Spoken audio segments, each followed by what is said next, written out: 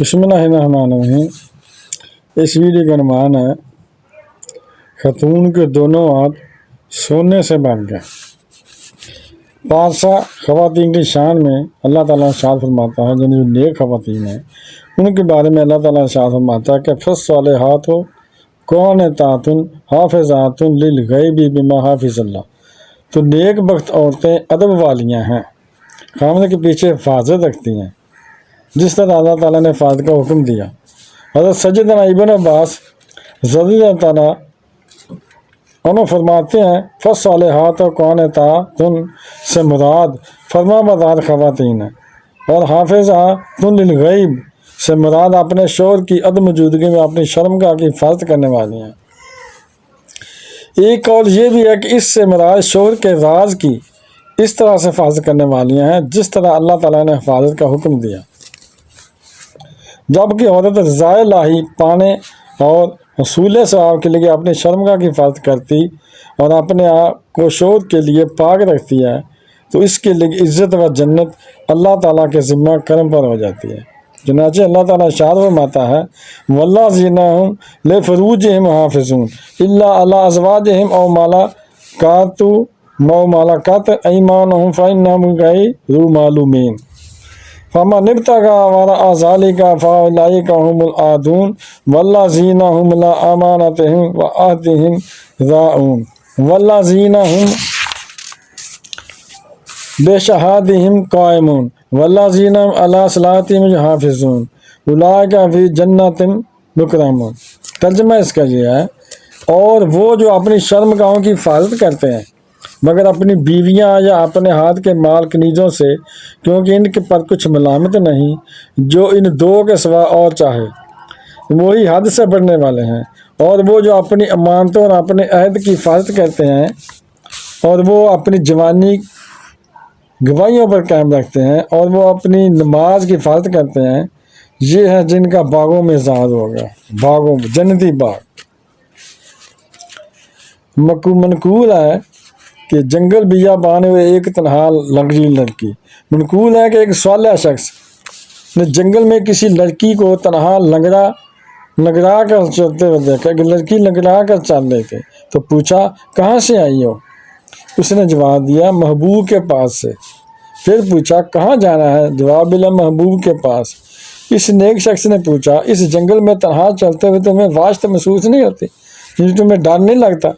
اس لڑکی نے بلند آواز سے اس آیت مبارکہ کی تلاوت کی یعلم ما یلج فی الارض وما یخرج منها وما ینزل من السماء وما یعرج فیہا وہو معکم اینما کنتم واللہ بما تعملون بصیر۔ ترجمہ ہے، جانتا ہے جو زمین کے اندر جاتا ہے اور جو اس سے باہر نکلتا ہے اور جو آسمان سے اترتا ہے اور جو اس میں چڑھتا اور وہ تمہارے ساتھ ہے، تم کہیں ہو اللہ تمہارے کام کا دیکھ رہا ہے۔ سبحان اللہ۔ پھر اس آدمی کو مخاطب کرتے ہوئے کہا، اس آدمی کو کہا بہادر نوجوانوں، جس شخص نے اللہ تعالیٰ کی انسیت حاصل کر لی وہ دوسروں سے وحشت محسوس کرتا ہے، اور جو رضا کا طالب ہے وہ اس کے فیصلے پر صبر کرتا ہے۔ ہاں، یہ حلال کی کمائی ہے۔ حضرت سیدنا عثمان جرجانی الہ رحمہ فرماتے ہیں میں ایک دن بصرہ کے جانے کے لیے کوفہ سے نکلا تو راستے میں ایک خاتون پر میری نظر پڑی۔ اس نے اون کا جبہ پہنا اور بالوں کا دوپٹہ اوڑھا ہوا تھا، اون کا جبہ تھا اور بالوں کا دوپٹہ بنایا ہوا تھا، اور وہ چلتے ہوئے کہہ رہی تھی اے میرے مالک و مولا، اس کی منزل کتنی دور ہے جس کا رہنما نہیں، اور اس کا راستہ کتنا وحشت ناک ہے جس کا ہم سفر نہیں۔ آپ علیہ رحمہ فرماتے ہیں میں نے قریب جا کر اس سے سلام کیا اور اس نے سلام کا جواب دیا اور پوچھا اللہ تعالیٰ آپ پر رحم فرمائے، آپ کون ہیں؟ میں نے اپنا نام بتایا تو کہنے لگی اے عثمان، اللہ تعالیٰ آپ کی عمر دراز فرمائے، کہاں کا ارادہ ہے؟ میں نے کہا بصرہ کا۔ پوچھنے لگی کس کام کی غرض سے؟ میں نے جواب دیا اپنی کسی حاجت کے لیے۔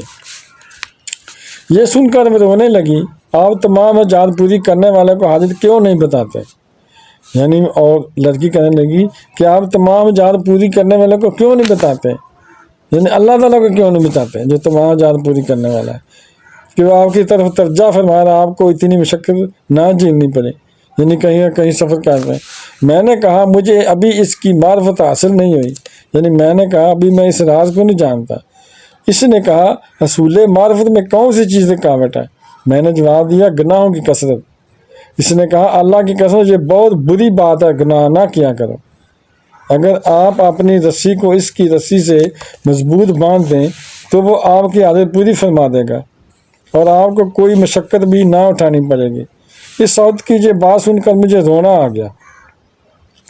پھر میں نے اس سے دعا کی درخواست کی تو اس نے دعا دی کہ اللہ تعالیٰ اپنی اطاعت کرنے اور نافرمانی سے بچنے پر آپ کی مدد فرمائے۔ جب میں لوٹنے لگا تو اپنی جیب سے درہم نکال کر آدھے اس کو دیے اور کہا یہ رکھ لیں، آپ کے کام آئیں گے۔ اس نے پوچھا یہ آپ نے کہاں سے حاصل کیے؟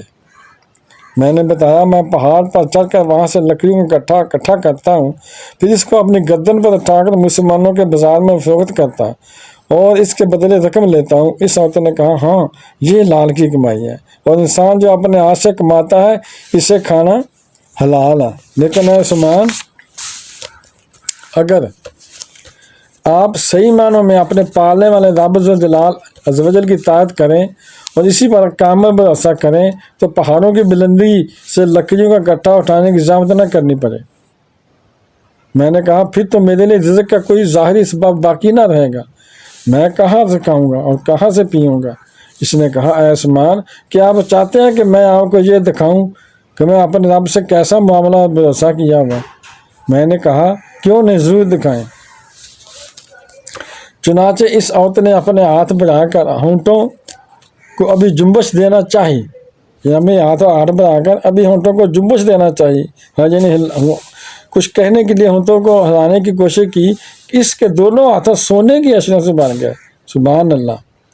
پھر اس نے کہا اے عثمان یہ لیں، اللہ کی قسم یہ سونے کی اشرفیاں ایسی ہیں کہ ان پر کسی بادشاہ و سلطان کا نام منقش لکھا ہوا نہیں، اور یاد رکھیں کہ اگر آپ اپنے رب سے محبت کریں گے تو وہ آپ کو تمام مخلوق سے بے نیاز کر دے گا، ان مخلوق کی سے آپ کو ضرورت ہی نہیں رہے گی اور صرف وہی آپ کے لیے کافی ہوگا۔